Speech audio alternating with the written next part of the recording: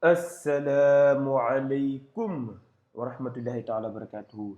Alors aujourd'hui, nous allons voir comment fait-on un grand lavage.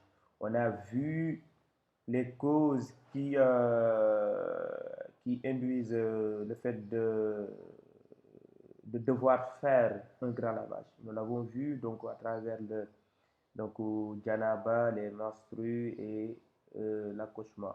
Voilà. Maintenant, comment fait-on un grand lavage? C'est ce que nous allons faire. Donc, comme j'avais dit, dans toute adoration envers Dieu, il y a des actes obligatoires, il y a des actes semi-obligatoires, sunna, il y a aussi des fadaïs qui sont des actes appréciés. Donc, nous allons commencer par voir déjà le grand lavage. Quels sont les actes obligatoires sans lesquels le lavage est invalide. Voilà. Les autres peuvent être réparés si jamais par oubli on se rappelle. Mais les fardes, il faut les faire.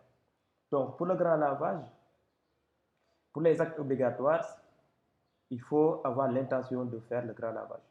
D'enlever le grand lavage, ça veut dire d'enlever l'impureté qui se trouve en nous, qui nous empêche de prier ou de faire en tout cas une adoration obligatoire. Voilà. Et dans le lavage, quand je suis dans le lavage, quand je suis en train de me laver, je dois être rapide dans ce que je suis en train de faire. Comme c'est le même cas quand on fait les ablutions. Rapidité dans le sens où il ne faut pas, au lieu de se concentrer pour 5 minutes pour finir le lavage, je me mets à parler ou je me mets à faire autre chose. Voilà. Donc, se concentrer et faire les choses d'un seul coup. Bien frotter, c'était pareil aussi lors des ablutions.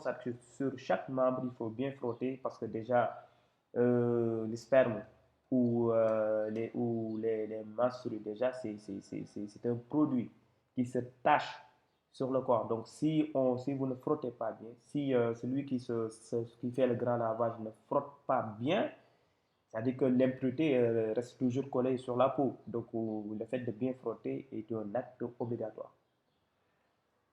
Donc, tout le corps doit être mouillé, c'est-à-dire se tâcher à ce que tout le corps soit mouillé, parce qu'il y a des parties du corps qui sont difficiles qui sont pas faciles à accéder. C'est très difficile d'accéder à certains endroits du corps. Donc, il faut vraiment se tenir compte de ça et faire tout pour que l'eau touche le tout du corps. Donc, ce sont les actes obligatoires. Maintenant, donc, l'essentiel, en tout cas, c'est que tout le corps soit mouillé. Donc, ça, c'est vraiment très, très important. Donc, bien frotter pour pas que là où principalement se tâchent l'impureté, donc entre le nombril et les genoux. Donc, il faut vraiment insister, bien frotter, enlever toute l'impureté. Sinon, sinon, il va rester des impuretés collées sur la peau. Il faut être rapide aussi, ça de faire tout d'un coup et ne pas faire autre chose en dehors du lavage. Et l'intention, il faut le faire.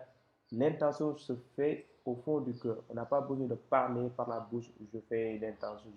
Non, non, non, parce que dans les toilettes, il n'est pas très judicieux de prononcer des mots de Dieu. Donc, ça se fait dans le cœur.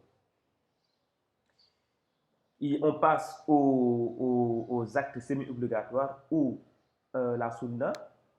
Donc, comme les ablutions, donc c'est les mêmes sunna qu'il y a dans les ablutions. Donc, laver les mains au poignet, donc mettre de l'eau dans la bouche, faire entrer de l'eau par le nez. C'est comme si je suis en train de faire des ablutions. Voilà. Le grand lavage, il y a des ablutions dans le grand lavage. La seule différence, c'est que je fais exactement pareil que les ablutions que je fais normales pour prier. Sauf que dans les ablutions normales, je lave 3 fois chaque membre, à part la tête. Et c'est ici où se trouve la différence. Pendant le grand lavage, je lave une seule fois chaque membre, sauf la tête que je vais laver 3 fois, contrairement si j'étais en train de faire des ablutions normales pour faire de la prière, par exemple. Dans ce cas, je vais laver 3 fois chaque membre et la tête une fois. Mais dans le grand lavage, c'est le contraire. On lave une fois chaque membre et la tête, on la lave 3 fois. Donc le doigt, donc sortir le nez, sortir de l'eau du nez. Donc ça, on l'avait vu quand on était en train de voir les sunnes des ablutions. Donc, arrivé au moment où l'on doit nettoyer les oreilles, il faut mettre le doigt. Le doigt doit être mouillé pour que à l'intérieur enfin, le trou qu'il y a dans les oreilles, il faut que aussi ça soit mouillé au cas où il y aurait des impuretés pour que ça puisse être lavé. Donc, ça ne veut pas dire enfoncer le doigt au fond des oreilles, non, mais mettre quand même le doigt, le tout pour essayer de nettoyer et de ne pas se faire mal en tout cas. Donc, toujours dans les oreilles, aussi sur les oreilles, il y a souvent une partie apparente et la partie qui se cache derrière. Donc, faire en sorte que tout soit bien nettoyé. Parce que à défaut d'avoir une partie qui n'est pas nettoyée, pourrait induire à ce que le grand lavage soit annulé et autant l'éviter. Donc, pour les fadaïl, pour les actes qui sont appréciés, alors, voilà, commencer par une intention. On avait dit, donc le fait de commencer, fadaïl, ça veut dire, le fait de faire l'intention est un acte obligatoire. Mais le fait de le commencer, avant de faire aucun acte, le fait de commencer par faire l'intention est un acte apprécié. Cela veut dire qu'on pouvait bel et bien faire l'intention après avoir bien commencé le lavage. Mais c'est apprécié de commencer par faire l'intention. Et ensuite enlever les spermes ou en tout cas l'impureté qui se trouve entre le nombril et les genoux. Donc en lavant tout le sexe. Tout, hein, quand je dis tout le sexe, c'est tout vraiment. Les testicules, tout, il faut tout nettoyer. Tout ce qui se trouve entre le nombril et les genoux, il faut les laver aussi bien devant que derrière. C'est-à-dire les fesses, tout, les cuisses, il faut tout laver. Tout. S'assurer que vraiment c'est propre, il n'y a plus de tâches d'impureté. Il y a aussi le fait puis laver seulement une fois tous les membres, comme des ablutions. Ici, il faut laver, comme j'avais dit tout à l'heure, lors des sunnas. Donc, il faut laver les membres. En fait, c'est comme si on est en train de faire des ablutions. Sauf que on lave une fois chaque membre au lieu de 3 fois, comme si on était dans des ablutions normales pour faire la prière. À la seule différence, c'est que ici, à la tête, on est obligé de laver 3 fois, contrairement si on était lors des ablutions normales, là où on lave la tête une seule fois. Laver 3 fois la tête, contrairement lors des ablutions, c'est ce que je viens de dire. Il y a aussi le fait de commencer du plus haut vers le bas, du côté droit au côté gauche. C'est-à-dire qu'il va arriver à un moment donné. De toute façon, la leçon précédente, nous allons voir comment on fait le lavage, un exemple de lavage typique. Donc, parmi les fadaïl, à un moment donné, dans le grand lavage, il va arriver à un moment où on sera obligé de diviser le corps en 2 parties. Donc, on commence par la partie droite, de la tête aux jambes. Et après, on fait la même chose du côté gauche. C'est-à-dire, on commence de la tête, la partie gauche de la tête, et aux jambes gauche. Et aussi, ne pas gaspiller l'eau. Voici les actes appréciés. Nous allons voir maintenant comment on fait un exemple Non, avant cela, d'ailleurs, nous allons voir si après avoir fait un grand lavage et que je me retrouve avoir des problèmes, c'est-à-dire des parties qui ne sont pas mouillées, ou en tout cas, je me rends compte en fait que tout n'est pas, vu que parmi les actes obligatoires, nous avons vu que ici, tout le corps doit être mouillé, donc c'est un acte obligatoire. Et après le lavage, il y a un souci. Donc, comment je rectifie et quels sont les cas possibles et comment les euh, corrige-t-on? Alors, j'ai une partie qui n'est pas mouillée sur mon corps après le grand lavage. Ok. Je me le rappelle après quelques jours ou quelques mois. C'est un cas qui risque de ne pas arriver, mais quand même, qui peut arriver. La probabilité est le fait de se le rappeler quelques jours, ça peut arriver, mais la probabilité est quand même faible. Sauf qu'on peut se rappeler de suite ou une heure de temps après ou 30 minutes après. Donc ce cas-là est bien fréquent. Donc nous allons voir le cas où après le grand lavage, je vois une partie sur mon corps qui n'est pas mouillée. Je fais comment? Alors, je me le rappelle de suite, ou je me le rappelle quelques jours après, ou je me le rappelle quelques mois. Mais le cas le plus possible, c'est de le voir quelques heures après, ou quelques minutes après, après que je suis sorti des toilettes. Alors, je vais laver immédiatement cette partie qui n'est pas mouillée. Immédiatement. Immédiatement. C'est-à-dire que du moment où je me rappelle que, ou pendant que j'étais en train de m'habiller après le lavage et que je vois que en m'habillant, je vois qu'en fait sur mon bras ou quelque part n'est pas mouillé, là je me suis rappelé, je me suis rappelé de suite. Immédiatement, je fais quoi? Je vais retourner dans les toilettes et je vais faire la partie qui n'est pas mouillée. Je vais la laver. C'est pas obligé que je refasse tout le lavage, mais je vais seulement mouiller la partie qui n'est pas mouillée. Et si entre-temps j'avais déjà prié, je reprends toutes les prières que j'avais faites. Si les prières, si j'avais pas encore fait aucune prière, je m'étais seulement lavé et j'étais entré, c'est au moment où je m'étais en train de m'habiller que j'ai vu la partie. Il n'y a pas de problème. Je vais retourner je vais aller, je vais retourner dans les toilettes, je vais mouiller la partie qui n'est pas mouillée. Alors, si je n'avais pas prié entre-temps, je ne prie pas. Mais, mais j'ai quand même réglé le problème. C'est-à-dire que mon grand lavage est valable. Si j'avais prié entre-temps et que je me rends compte en fait qu'il y avait une partie qui n'était pas mouillée, qu'est-ce que je fais? Je vais aller laver la partie qui n'était pas mouillée et après je reprends les prières qui avaient été faites avant que je ne lave la partie qui n'était pas mouillée. Voilà. Donc, ça c'est le cas où je me le rappelle et je le fais de suite, immédiatement, sans tarder. Mais si je me rappelle et que je prends mon temps, je ne le fais pas. Euh, du moment où, aussitôt que je me suis rappelé, je ne suis pas allé aux toilettes pour le laver, bah, le lavage est annulé, tout simplement. Qu'est-ce que je fais? Bah, je refais le grand lavage et je reprends toutes les prières faites entre-temps.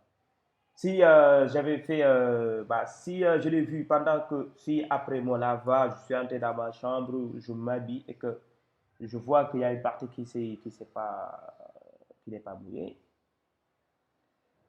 et que je suis pas allé immédiatement pour laver cette partie, bah, le lavage est annulé. Voilà. Si je l'ai vu après que j'ai déjà prié et que je ne suis pas allé aux toilettes pour laver la partie, non seulement la prière que j'avais faite entre-temps n'est plus valable, et mon lavage n'est plus valable. Donc, ça veut dire que les autres prières, je suis obligé d'aller refaire le grand lavage. C'est la différence qui se trouve entre le fait de le faire immédiatement après se l'avoir rappelé et le fait de tarder à le faire après se l'avoir rappelé.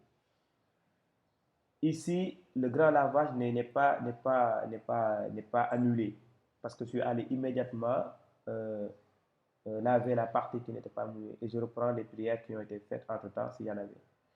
Ici, je l'ai vu, mais j'ai pris mon temps, je suis parti faire autre chose que d'aller faire le lavage, la partie mouillée, donc j'ai tardé à aller laver. Cela provoque l'annulation du grand lavage. Donc, je suis obligé de refaire le grand lavage, tout le lavage. Et je reprends toutes les prières.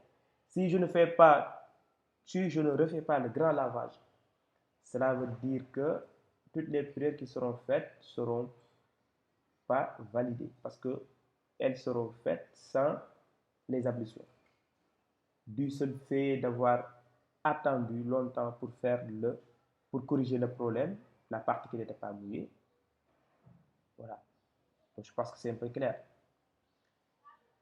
Si par hasard la partie qui n'est pas mouillée coïncide avec les membres qui interviennent lors des ablutions, c'est-à-dire si la partie se trouve sur le bras ou sur les jambes ou sur le visage ou sur les oreilles et que je l'ai fait et que j'ai fait des ablutions entre-temps, c'est-à-dire que le seul fait de faire des ablutions normales, en tout cas pour faire la prière, suffit pour corriger ce problème.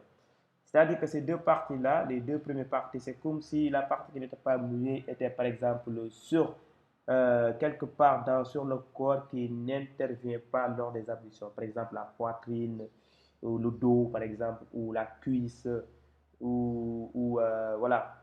Ou c'est des parties en tout cas qui n'interviennent pas pendant qu'on fait les ablutions normales pour faire la prière. Si ce sont ces parties-là qui sont concernées, on est obligé d'appliquer ces deux cas. Donc, une fois qu'on le voit, il faut immédiatement aller laver cette partie.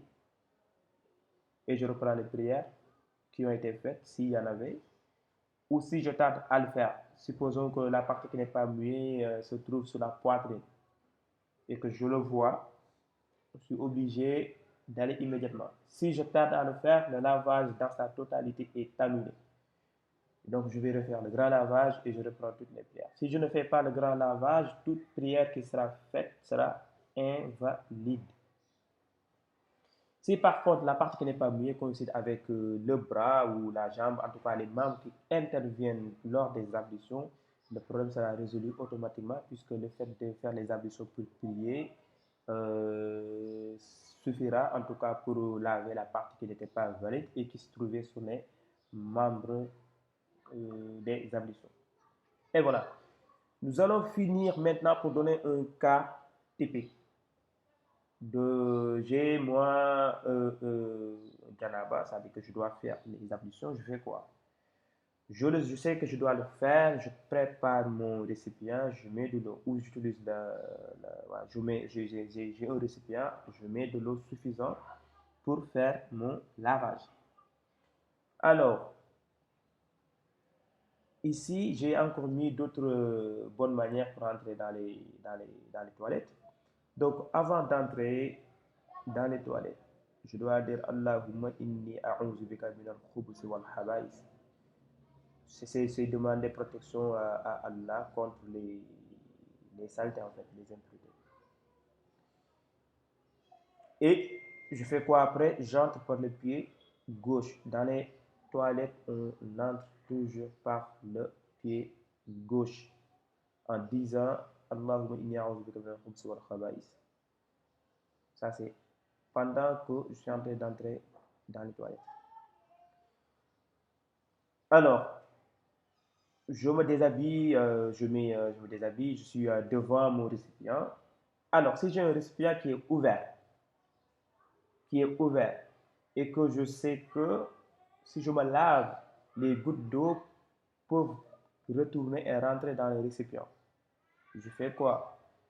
Déjà, je me positionne et je prends le récipient, je le mets du côté gauche. Je ne le mets pas devant moi, ni à côté, ni du côté droit, mais je le mets du côté gauche. D'accord. Je fais quoi? Vu que mes mains aussi sont sales, puisque je peux toucher la saleté avec mes mains. Donc, on lave 3 fois les mains. Et pour laver 3 fois les mains qui sont sales, je ne peux pas mettre la main dans le récipient parce que je risque de salir toute l'eau et l'eau ne sera plus euh, pure dans le sens apte à pouvoir me purifier. Donc, qu'est-ce que je fais? Je prends le récipient, j'incline le récipient de façon à ce que l'eau je puisse avoir de l'eau dans mes mains pour pouvoir nettoyer mes mains 3 fois sans mettre la main dans le récipient. Donc, j'évite de salir le récipient, l'eau qui se trouve dans le récipient. Voilà. Je suis entré dans les toilettes en ayant dit d'abord et je suis entré par le pied gauche. Je suis dans les toilettes, je me déshabille, là, je prends le récipient, je le mets du côté gauche et je mets un peu de distance par rapport au récipient. Vu que mes mains sont sales, forcément les mains sont sales, je dois les laver en premier et 3 fois de suite.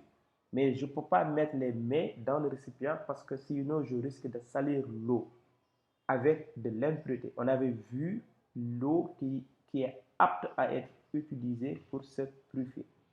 Je mets la main dans le récipient, j'ai sali l'eau par une impureté. Donc je ne peux plus utiliser cette eau pour me purifier, pour faire le grand lavage. Qu'est-ce que je fais? Je vais incliner le récipient de façon à avoir de l'eau sur ma main. Je lave la main 3 fois. Donc, je me rassure que les mains sont propres. Il n'y a plus d'impureté. Alors, je fais quoi? Une fois que cela est fait, je formule l'intention au fond du cœur de faire le grand lavage et commencer par laver le sexe et tout ce qui est entre le nombril et les genoux et par derrière aussi. À partir de ce mois, je fais en sorte, toujours, je laisse une distance entre le récipient et moi-même parce que sinon je risque les gouttes d'eau risquent de tomber dans le récipient. Donc je prends de l'eau, vu que mes mains sont propres, je prends de l'eau et je lave directement en ayant formulé l'intention de faire le grand lavage, dans le sens où de lever l'impureté qui m'interdisait d'adorer le Seigneur, de faire la prière ou de faire toute adoration en tout cas. Donc, après l'intention, je lave tout entre le nombril et les genoux. Je lave tout, devant comme derrière, les cuisses, les fesses, tout, les testicules, tout laver, de façon à être sûr que tout est vraiment propre. Et là, je fais quoi? Après, puis je commence à faire les ablutions en lavant une seule fois les membres concernés. Je fais les ablutions comme si j'étais en train de faire des ablutions normales. Donc, commence par la main jusqu'au poignet, je crois. Oui, la main jusqu'au poignet. Puis après, je fais entrer de l'eau par la bouche, par le nez. Je lave le visage. Puis je lave le bras droit, le bras gauche. Voilà. Et là, je suis arrivé à la tête. Je fais quoi? Je lave 3 fois la tête. Et ici, en lavant la tête, je commence par derrière. Je commence par derrière. Je quitte la nuque pour arriver au front. Contrairement si j'étais en train de faire des ablutions normales, je l'ai quitté depuis le front pour aller vers la nuque. Mais ici, c'est de la nuque vers le front. Voilà. Donc, je fais ça. Je prends l'eau. J'évite quand même de mettre de l'eau d'un coup comme ça sur ma tête. J'essaie seulement de mouiller les mains et puis je fais la tête en allant de la nuque vers le front. Je le fais 3 fois. Donc je quitte la nuque, je vais au front et je reviens encore. Et c'est une fois. Un aller-retour est compté une fois. Je reprends, je remets encore les mains mouillées, je le fais pareil, de la nuque au front et je repars. Et ça, un aller-retour est compté une fois, donc je le fais 3 fois. À la différence, si j'étais en train de faire des ablutions normales, la tête serait faite une seule fois. Mais pendant les grands ablutions, les grands lavages ou les grandes ablutions, il y a certaines qui disent qui le considèrent comme étant des grandes ablutions. Donc le grand lavage, c'est pareil. Je fais la tête 3 fois. Et à partir de ce moment, après avoir fait 3 fois la tête en allant de la nuque vers le front, 3 fois un aller-retour, chaque aller-retour est compté une fois. qu'est-ce que je fais? Je divise maintenant tout le corps en deux parties égales. C'est-à-dire l'œil l'œil droit, enfin, les voies narines là, je considère une seule voie avec l'œil droit. Et voilà, un bras, une jambe. Le côté droit, je commence par laver ce côté en quittant de la tête aux jambes. Je lave, je mets de l'eau. Je prends, je mets de l'eau en quantité cette fois-ci. Je verse de l'eau depuis la tête du côté droit, de la tête aux jambes, en bien frottant tous les oreilles, le cou, les cheveux, euh, le dos, les cuisses qui étaient déjà lavées pendant que je lavais les bretelles. Mais si vous voulez aussi, vous pouvez repasser. Ça change rien. Je lave les jambes, la jambe droite, puisque je commence du côté droit, depuis la tête. Je lave bien. Et c'est ce moment-là où je vais faire le lavage du pied, comme si j'étais en train de faire des ablutions. Là, je prends le temps de bien nettoyer la jambe et je vais nettoyer les pieds, les doigts du pied, de tout nettoyer. Là, je fais la partie droite, de la tête aux jambes. Je finis, je fais pareil pour le côté gauche, donc de la tête, de l'autre partie, de la partie gauche de la tête, l'œil gauche, l'oreille gauche, le bras gauche, la jambe gauche, donc et tout ce qui est du côté gauche. Là, je lave comme j'ai fait pareil du côté droit, je fais pareil aussi du côté gauche. Donc je lave tout, jusqu'aux jambes, je lave les cuisses, je lave les tibias, je lave tout, je frotte bien. Les aisselles aussi, il faut bien les laver, il ne faut rien oublier. Les jambes aussi, la jambe gauche, le pied gauche, je lave bien comme si j'étais en train de faire des ablutions. Donc j'ai fini de laver le côté euh, gauche et le côté droit, de la tête aux jambes. Donc j'ai lavé la jambe droite, la jambe gauche. Alors, je fais quoi? Je verse de l'eau devant et derrière, puis sur tout le corps pour s'assurer que toute la partie est mouillée.